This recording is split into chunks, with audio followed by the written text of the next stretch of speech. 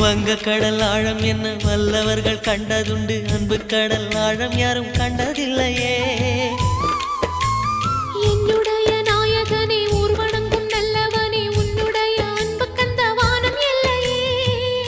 எனக்கென வந்த தேவதையே சரிபாதி நீ அல்லவா. நடக்கையில் உந்தன் கூட வரும் நிழல் போலே நான் அல்லவா.